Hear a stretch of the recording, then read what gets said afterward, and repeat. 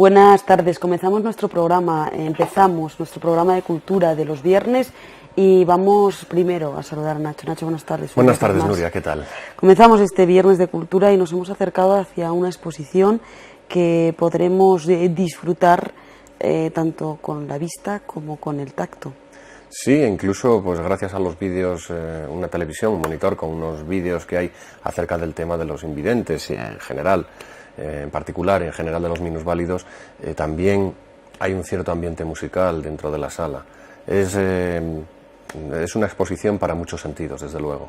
Si te parece, vamos a visitar esa exposición y después vamos a comentarla, esta exposición que, bueno, pues que se titula Mirada táctil, que está en el Museo de Salamanca, que podremos disfrutarla hasta el 31 de agosto y que el Museo de Salamanca se encuentra en la calle Serrano 37. Es una sala de exposiciones temporal. Sí, la sala de exposiciones del Museo de Salamanca tiene su entrada por la calle Serranos, porque muchas veces existe esa confusión. El Museo de Salamanca, propiamente dicho, que mucha gente no conoce, y es la verdad una colección de fondos muy interesantes que tienen que ver, pues, como su propio nombre indica, con todo el pasado histórico de Salamanca, desde épocas betones, celtibéricos, romanos, etcétera, etcétera.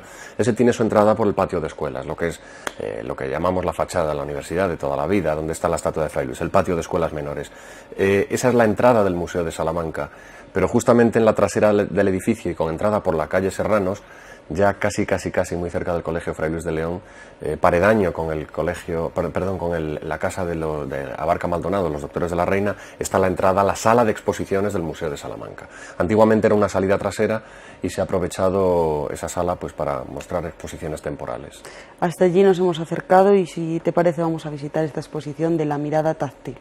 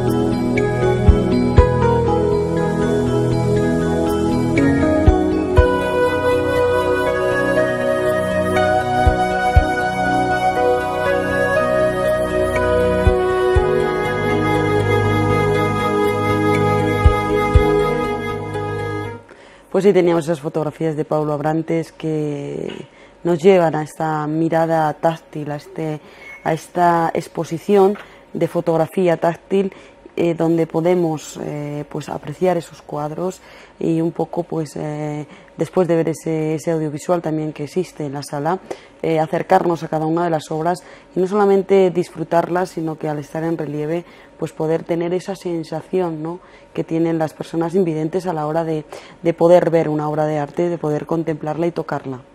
Sí, son fotografías tridimensionadas para poder ser conocidas, para poder ser vistas, para poder ser adquirido su conocimiento mediante el tacto, a través de los dedos.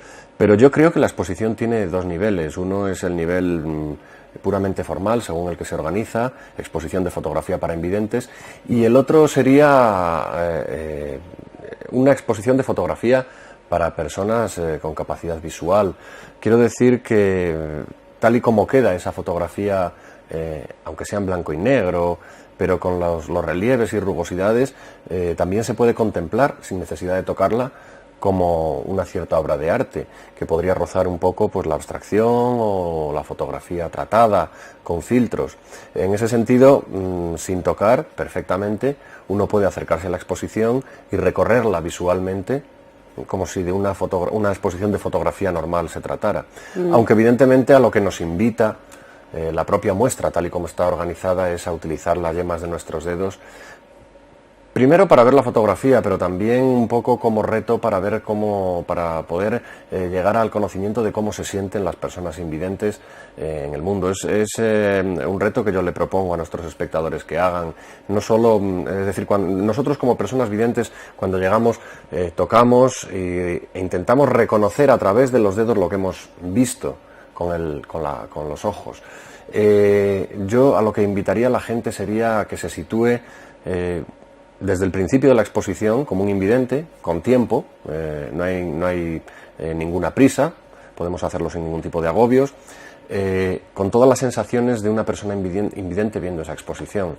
Para empezar, sabiendo a qué distancia nos debemos colocar, porque hay unas marcas de fieltro en el suelo que si uno va andando con los sentidos todos menos la vista, enseguida nota dónde está ese fieltro y se tiene que parar ahí con las punteras, la parte de delante de los pies en el fieltro.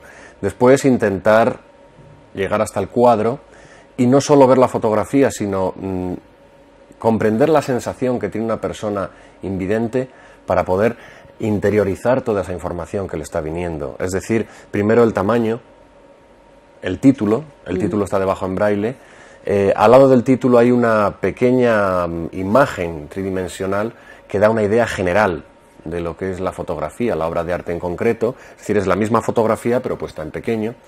Y después, una vez que sabemos más o menos lo que tenemos que buscar, intentar, con las yemas de nuestros dedos, normalmente nosotros tenemos mucha más sensibilidad, normalmente las personas diestras en la mano derecha y las zurdas en la izquierda, y casi todos los videntes tenemos más sensibilidad en los dedos índice y corazón.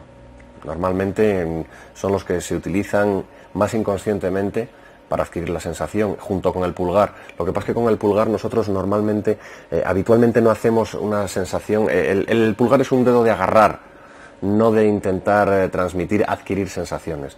Entonces, con los dedos pulgar e índice de las dos manos, pero sobre todo de la derecha, los que somos diestros, intentar adquirir esa imagen a través de tocarla muy despacio, viendo dónde están las líneas que marcan las diferencias, no solo de objetos, sino también de textura. Porque la tridimensionalidad afecta no solo al sentido de que podemos ver con los dedos objetos por las diferencias de rayas, sino que las diferentes rugosidades, las diversas rugosidades que tienen esas texturas, nos indican si estamos ante un árbol, por el tipo de corteza, ante una piedra, por el grano, ante un paisaje de cielo, se diferencia muy bien, no solo que hay dos campos distintos, sino que el de arriba es liso y el de abajo rugoso. Entonces, una vez que sabemos, después de haber tocado el pequeño icono de abajo a la izquierda, qué es lo que estamos viendo, y después de haber visto el título, pues podemos deducir perfectamente que estamos ante agua, tierra, aire, madera, piedra, ladrillo, etcétera, etcétera. Hemos visto en las imágenes cómo hay, pues, desde paisajes urbanos, fachadas de casas, símbolos, y luego una parte, toda una cara, toda una pared de la exposición está dedicada al arte abstracto. Ahí es donde realmente también uno se hace la composición, se hace la pregunta de cómo percibir lo que nosotros visualmente entendemos como abstracción, porque bueno, para ver una figura normal, para ver un expresionismo de todos los días, realmente tampoco tenemos mucho problema, pero cuando uno se plantea cómo puede ver una persona invidente una fotografía de arte abstracto, la mejor manera que tenemos de poder solucionar esta duda es acercarnos nosotros hacia esos puntos, hacia esas rayas combinadas o no, y con nuestros dedos intentar ver qué es lo que hay ahí. Una exposición, como bien decías, que un poco envuelve todos los sentidos, ¿no? Y despierta algunos sentidos que, como bien dices, las personas que sí tenemos el sentido de la vista, podemos, a veces desaprovechamos otros sentidos, ¿no? Y en este caso, bueno, pues tanto el oído como el tacto se pueden multiplicar en esta exposición si, como bien dices, hacemos ese ejercicio de intentar por unos minutos perder la vista para poder potenciar muchísimo más esos sentidos y sobre todo pues ir descubriendo la sensación de las personas invidentes a la hora de poder ver arte, ¿no? A veces es muy complicado, evidentemente, para ellos acudir a cualquier tipo de exposición porque no hay posibilidades de tocar las obras, ¿no? Que para ellos sería la única manera en la cual se podrían imaginar esa obra de arte. Entonces, en este caso, como bien dices, es específica o es más específica para ellos, aunque cualquiera podemos ir y disfrutar de esta exposición que despierta esos sentidos, tanto la vista, viendo ese audiovisual, como el tacto o el oído, ¿no? Y evidentemente, bueno, pues es también unas sensaciones, es una exposición de sensaciones, se puede decir. Sensaciones muy concentradas en esa pequeña sala de exposiciones. La sala en sí misma ya merece la pena visitarse por el artesonado del techo. Normalmente hay mucha gente que entra en las pocas exposiciones, porque como tal sala de exposiciones se ha inaugurado hace relativamente poco, y en las pocas que ha habido más o menos hasta ahora, la gente habitualmente entra y se dedica a ver la exposición, y no mucha gente se para a mirar hacia el techo y a ver ese artesonado en madera muy bonito, sobre todo con las figuras de mitologías medievales que están sujetando las vigas, y calaveras, o también llamadas en la antigüedad muertes, donde proviene, por ejemplo, el nombre de la Casa de las Muertes, que no es ni más ni menos que porque hacia el barroco, en el siglo XVI-XVII, en España, en español, era uno de los nombres que se aplicaban a la calavera era el de muerte. Se hablaba de muerte como de calavera. Entonces, esas muertes que hay ahí, esas calaveras y esos monstruos de los bestiarios, de las iconografías tardomedievales, aunque evidentemente ese artesonado no es medieval, ni mucho menos, bastante más reciente, ya de por sí invita a la visita a la sala. Pero además luego la sobriedad con la que está organizada toda la exposición, la verdad es que llena mucho todos los sentidos. Es una exposición breve pero intensa, muy breve, tanto en cantidad de material como en tamaño, etcétera, etcétera. Bueno, en cantidad de material no es que sea muy breve, quiero decir, comparado con otras exposiciones que siempre tienen mucho más material, pues esta puede parecer un poco escasa. Sin embargo, es muy intensa en tanto en cuanto transmite una cantidad de sensaciones, ayuda a poder potenciar nuestros sentidos, también no solo a potenciarlos, sino a imaginarnos cómo son las personas que carecen de algún sentido. Nos hace tomar conciencia de cómo podríamos sacar mucho más partido de todo nuestro cuerpo si nos lo propusiéramos, porque ahí es cuando te das cuenta de que una persona a la que le falta un sentido cualquiera, entre los vista, oído, olfato, siempre desarrolla mucho más todos los demás. Es decir, las personas invidentes tienen un oído mucho más fino, para entendernos, que las personas no invidentes, las personas con deficiencias auditivas, los sordos, desarrollan un sentido de la cinestesia muchísimo más agudo que el que tenemos todos. Es decir, son capaces de, a través de la vista y por sensaciones internas de ruido y de vibraciones, detectar mucha más información de la que nosotros detectamos teniendo esas mismas capacidades, pero sencillamente como tenemos el oído funcionando, lo fiamos todo al oído. Sin embargo, ellos no solo reciben las vibraciones a través del canal auditivo, como todos los seres humanos, no solo recibimos a través de ahí, nosotros procesamos la mayor parte de la información por ahí, sino que hay muchas vibraciones flotando en el ambiente, muchas ondas que están chocando contra nuestro cuerpo, que se transmiten a través del suelo, que se transmiten chocando contra nuestro propio tórax y que nosotros desperdiciamos, digamos, no le hacemos ningún caso porque ya tenemos suficiente información auditiva a través de los oídos. Entonces, en ese sentido, cuando cualquier persona carece de alguno de los sentidos corporales, desarrolla muy bien los otros. Y es lo que nos pasa a nosotros cuando llegamos a esa exposición y empezamos a tocar al principio. Bueno, yo tengo bastante contacto familiar con personas invidentes